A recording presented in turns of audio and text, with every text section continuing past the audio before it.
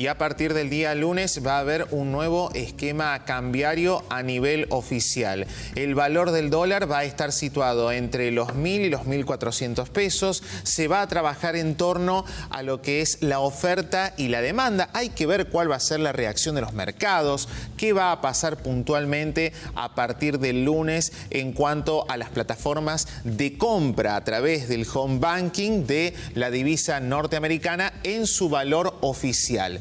También se elimina el dólar blend. Las empresas podrían girar utilidades hacia el exterior. Son todas las novedades que se acaban de conocer hace minutos nada más. Recordemos que se va a aplicar el final del cepo para las personas humanas, es decir, se acaba el tope de los $200 para aquellos que tenían la chance de poder comprarlo. Bueno, muchos en la pandemia, a partir de un programa establecido por el gobierno nacional, no pudieron acceder a la compra de estos $200, un programa impuesto directamente por el gobierno nacional. Bueno, a partir del lunes va a haber fuertes cambios y habrá que ver si detrás de este anuncio, ya lo vamos a profundizar con un economista, hay una devaluación, porque recordemos que en nuestro país la economía siempre ha tenido prácticamente un mismo norte. El valor del dólar, sube o baja el dólar. Si sube el dólar, suben los precios. ¿Qué va a pasar con los precios de combustibles? ¿Qué va a pasar con los servicios? Sí, a ver, en un contexto, como bien mencionabas, el gobierno había prometido que no iba a existir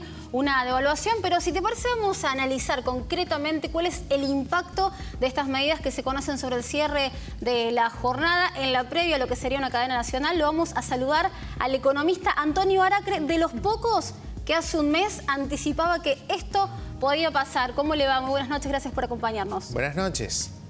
Buenas noches, ¿cómo están?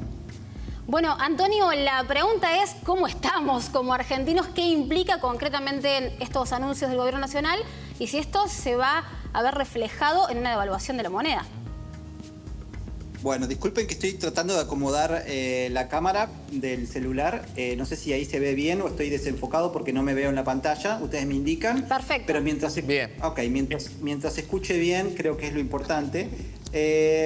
No, lo que les quería decir es que no es técnicamente correcto hablar de una devaluación, porque el gobierno lo que anunció a partir del lunes es una flotación en una banda muy amplia para lo que se esperaba que iba a ser mucho más acotada. En realidad eligió el gobierno un piso de 1.000 pesos y un techo de 1.400, es decir, un 40% de una banda. Es casi, les diría, no quiero exagerar, pero una flotación libre en la cual el gobierno toma un riesgo bastante importante, que es justamente, digamos, tirarse al precipicio, por decir así, de una potencial suba del dólar, en la cual el gobierno se debe sentir muy confiado de que con el dinero que entra del FMI, del Banco Mundial, del BID, y no sabemos si el lunes puede venir algo del Tesoro americano o no, va a poder mantener el dólar más cerca del piso que del techo, o en un promedio entre los dos, alrededor de 1.200, 1.250 pesos. Pero con una actualización del 1%.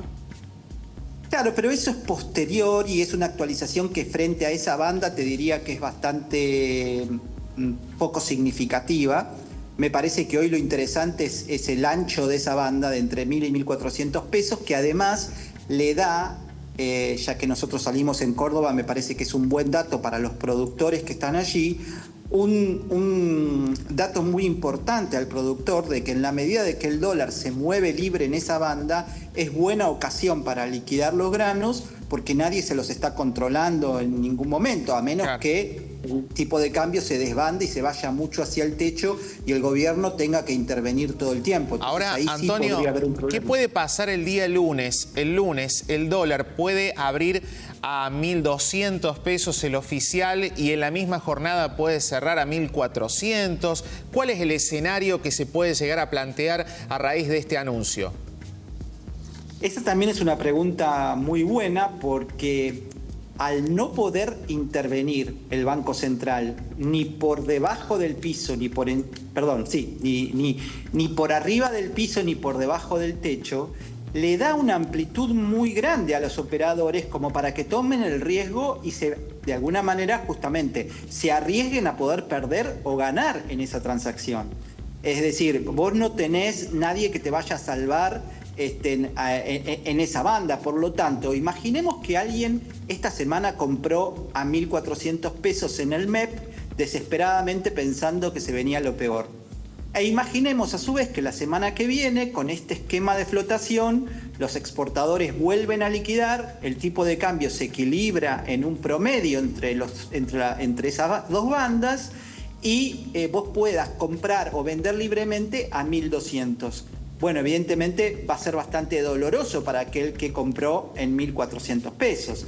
Con lo cual yo te diría, se abre una semana muy interesante frente a las expectativas, pero estoy convencido de que si el gobierno se lanza a esto es porque tiene el backup del FMI, del Banco Mundial y, por qué no lo sabemos aún, del Tesoro Americano para hacerlo con suficiente cantidad de reservas como para fogonear al mercado de que con el Banco Central Argentino no se metan. Ahora, Antonio, no hay que olvidar, estamos en medio de una guerra comercial y esto también genera mucha incertidumbre. ¿Cuál es la recomendación que se le da a la persona que a esta hora está en su casa tratando de entender cuál va a ser la magnitud de estos anuncios? ¿Cuál es el consejo que se le puede dar al ahorrista individual, al que está tratando de llegar a fin de mes, que puede guardar unos pesitos? ¿De qué forma se resguarda?